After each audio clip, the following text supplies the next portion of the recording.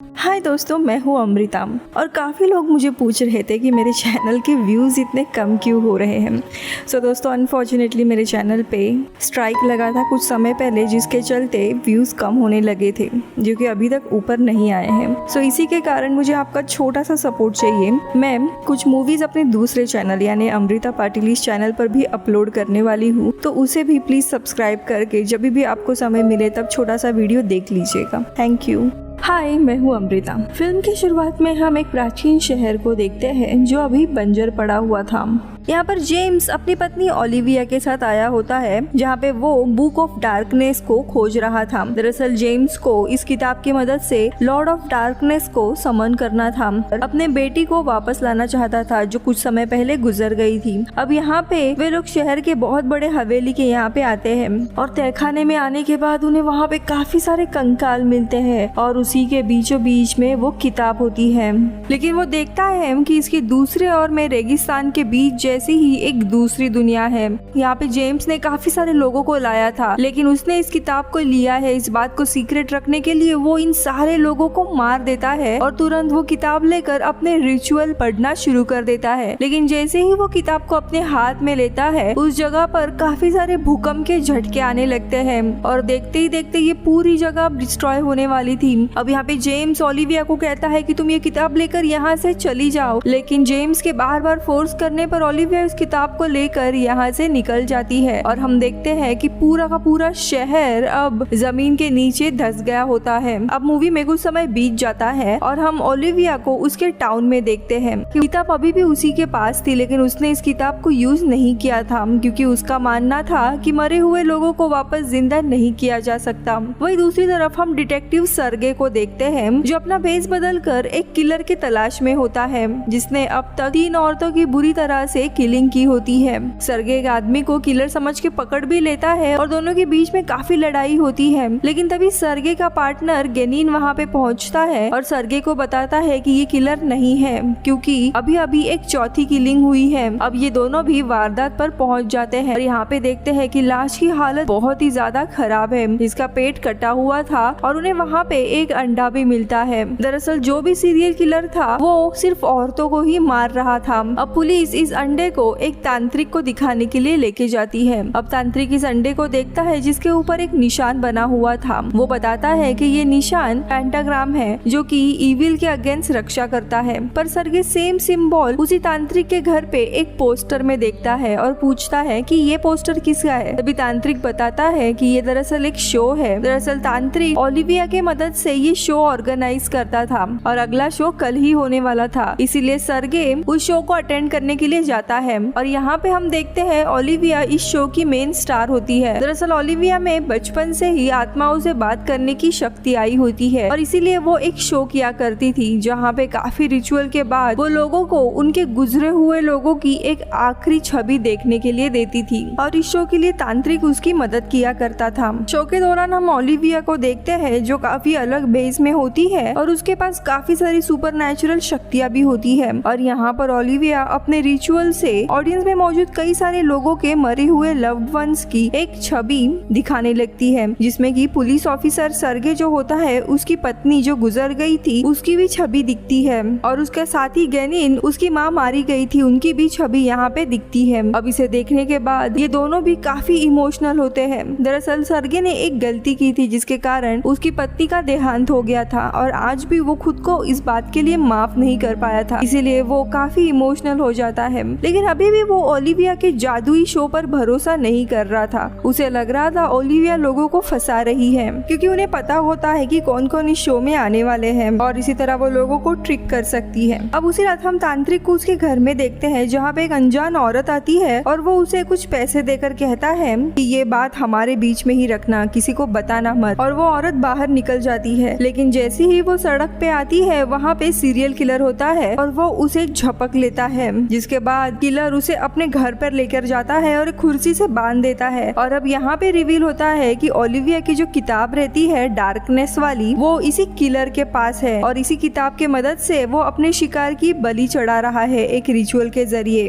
अब अगले दिन पुलिस इस किलिंग का भी इन्वेस्टिगेशन कर रही होती है। इसकी लाश भी काफी बुरी हालत में पाई गई थी। पुलिस आसपास इन्वेस्टिगेशन करने के बाद उन्हें एक गवाह मिलता है जो ये बताता है कि उसने हत्यारे को किसी एक लाश को एक कैरेज में लेके जाते हुए देखा है। तो वही दूसरी जगह पे सरगे जितने भी किलिंग्स हुए थे इन सारे हत्याओं की लोकेशन को ट्रैक करता है और उसे पता चलता है कि ये हत्यारा जो भी है वो पेंटागन पैटर्न में ही अपना शिकार चुन रहा है और उसी पैटर्न के मुताबिक उन्हें इस औरत की भी आंखें निकली हुई मिलती है। अब सरगे का शक सबसे पहले ओलिविया पर जाता है क्योंकि उसी के पास उस अंडे के साइन का पोस्टर था जिसका वो शो किया करती थी। अब ओलिविया की जो सुपरनैचुरल पावर है उसे परखने के लिए सरगे एक चाल करता है और वो अपनी बीवी की रिंग देता है ये बताकर कि ये रिंग पिछले शिकार की है जो मारी गई है और उस शिकार के आत्मा से सरगे कम्युनिकेट करना चाहता है कि उसकी मौत कैसे हुई थी। ओलिविया ये सुनते ही थोड़ा चौंक जाती है और वो बहाने करने लगती है और कहती है कि ये सारी चीजें आत्मा पर निर्भर करता है कि उसे बात करनी भी है या नहीं, लेकिन फिर भी सरगे जिद करता है जिसके कारण ओलिविया को अपना रिचुअल शुरू करना पड़ता है। अब रिचुअल के दौरान वो आत्मा वहाँ पे आती है और हैरानी की बात ये होती है कि वो एग्जैक्टली वही चीजें बताने लगती है कि जिस तरीके से उस लड़की की मौत हुई थी और यही चीज सरगे देखना चाहता था। अब ओलिविया सरगे के प्लान में पूरी तरीके से फंस गई होती है क्योंकि जो ऑब्जेक्ट होता है वो रिंग वो उस विक्टिम का था ही नहीं, वो तो उसके पत्नी का था, यानी कि ओलिविया झूठ कह रही थी और वो उसे पकड़कर सारे विक्टिम्स की लाशें दिखाकर कहता है कि वही किलर है और उसे जेल में डाल देता है। अब ओलिविया यहाँ पे जब कैद होती है तब वहाँ पे बाहर एक और किलिंग हो जाती है। अब यहाँ पे ओलिविया को कैसे भी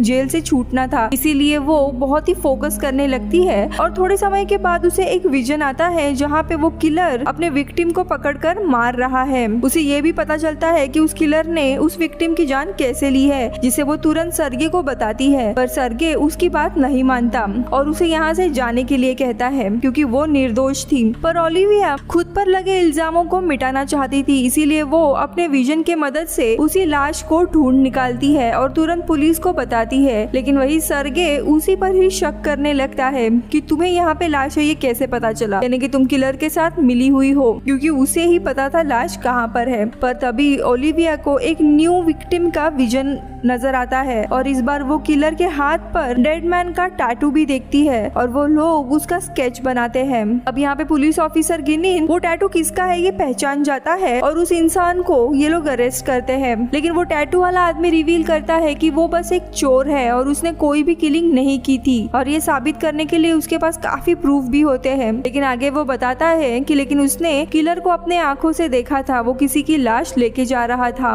और उसने वहाँ से जाते हुए किलर की वॉच भी चोरी की थी। अब वो वॉच पुलिस को देता है और उसकी जांच करने के बाद उन्हें पता चलता है कि ये वॉच उसी तांत्रिक की है। फिर वे लोग उस तांत्रिक के घर की तलाशी लेते हैं और उन्हें वहाँ पे खून से भरे कपड़े और एक चाकू भी मिलता है। अब शक की सुई सीधा तांत्रिक पर आती है और उसे अरेस्ट कर लिया जाता है, लेकिन कड़ी पूछताछ के बावजूद भी वो अपना अपराध कबूल नहीं करता और बताता है कि वो खून के धब्बे दरअसल रिचुअल के लिए एनिमल के सैक्रिफाइस है, क्योंकि वो काफी समय से जादू सीख रहा था। और यहाँ पे पता चलता है जो लड़की उसके घर आई थी उस दिन वो उसकी मेड थी और उसी को उसने कीमती घड़ी भी दी थी, क्योंकि वही उसके खून के कपड़े धोया करती थी और उसे जानवर भी सप्लाई करती थी और ये बात सीक्रेट रखने के लिए ही वो कीमती घड़ी दी गई थी। अब यहाँ पे सरगे खुद केस पर बारीकी से सोचने लगता है और उसे पता चलता है कि सबसे पहली लाश सेंट पीटर्सबर्ग इस शहर में मिली थी और उस दिन तांत्रिक और ओलिविया खुद मॉस्को इस शहर में थे और इसी के कारण सरगे इन दोनों को भी छोड़ देता है। अब यहाँ पे ओलिविया सरगे को बताती है कि किलर जो रिचुअल कर रहा है उसमें कामयाब होने के लिए उसे 9 लोगों का बलिदान देना पड़ता है, जिसकी शुरुआत के 5 पेंटागन के शेप में होने चाहिए। फिर 6वां बलिदान पानी के लिए होता है, 7वां बलिदान धरती के लिए और 8वां बलिदान अग्नि के लिए होता है,